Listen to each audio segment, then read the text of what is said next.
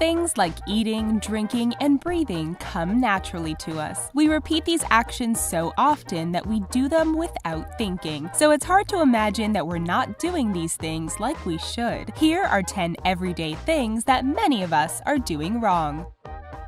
Breaking in new shoes.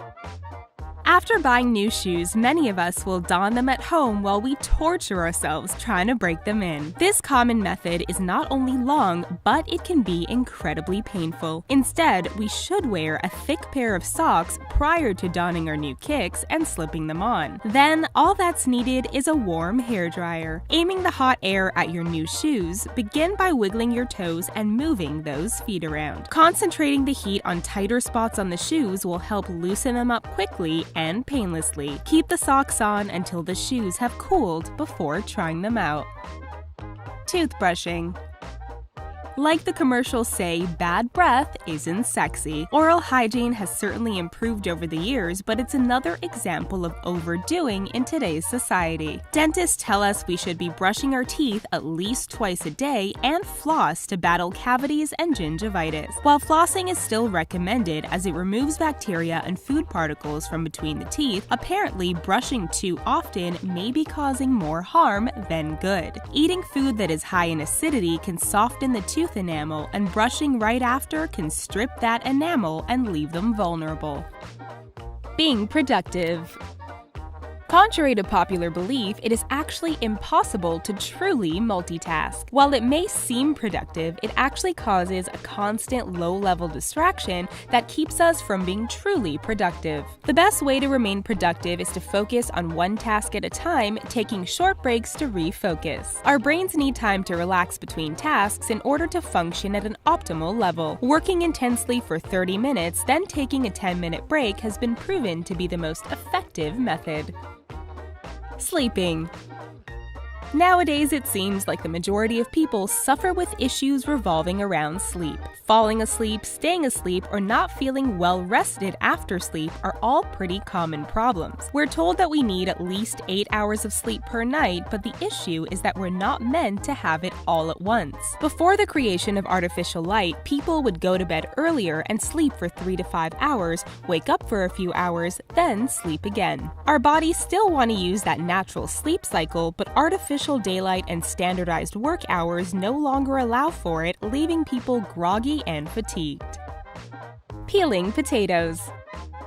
Anyone that has spent time in a kitchen knows that one of the most time-consuming chores is peeling potatoes, especially around the holidays when cooking for many people. Many of us feel that potatoes need to be peeled before they are cooked. However, this easy method involves cutting a horizontal line around each potato before placing them in boiling water. Once the potatoes are cooked, they need to be drained, then run under cold water. Once slightly cool, the skin will just slide off.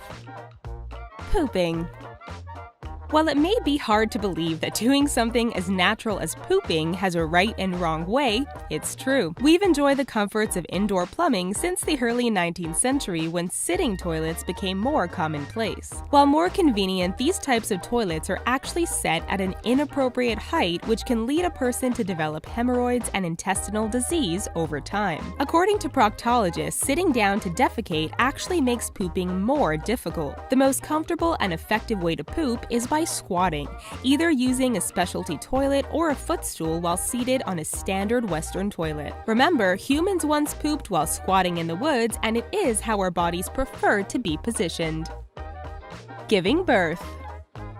When giving birth, women are instructed to lay on their backs with their legs up while doctors and nurses yell push. However, according to several studies, this is actually one of the worst positions for giving birth. The practice was adopted by doctors to give them easier access to their patients, but it has come with risks. It can be harmful to both mother and baby as the baby is fighting against gravity, and it increases the risk of vaginal tearing. Studies show that allowing women to move around and find the position that feels most comfortable to them is the best method, especially if they are in a squatting position, as it opens the pelvis by nearly 10%. Sitting.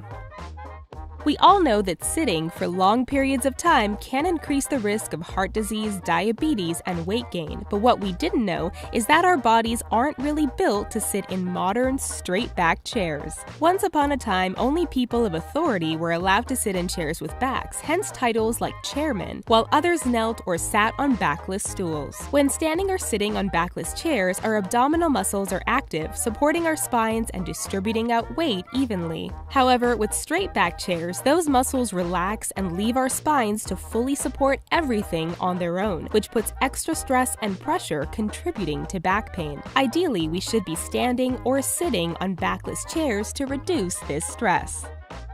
Bathing. Most rules of society tell us we should be bathing every day, or at least every other day. But lathering up with copious amounts of soap and hot water that often may actually be causing more harm than good. Our bodies are covered in layers of skin, and one layer, known as the horny layer, protects our skin from disease and bacteria. So if someone showers every day, they are not allowing that protective layer of skin to repair, leaving it vulnerable to bacteria, tears, and redness from irritation. So while there is no magic number of recommended showers per week, it's important to give our skin time to heal and make sure that it's moisturized. Breathing. How can we get something like breathing wrong? Chances are, unless it's brought up, most people don't even think about the fact that they are breathing. Take a conscious breath right now. Most of us probably lifted our shoulders ever so slightly and puffed up our chests a little before the breath was released. Seems natural since our lungs are located in our chests. As it turns out, we should be breathing from a little lower down. The diaphragm, which rests under the lungs and sits closer to the stomach, aids in breathing. But since many of us breathe from higher in our chests, we are only using half of our lungs. This causes us to breathe more rapidly, which can cause fatigue and headaches. It is possible to retrain our brains to breathe from our abdomens, it just takes practice. How many of these are you doing wrong? Head on over to the comments and let us know. Please give this video a thumbs up if you enjoyed it, and don't forget to check out The Richest Daily for more amazing videos you don't want to miss. Thanks for watching!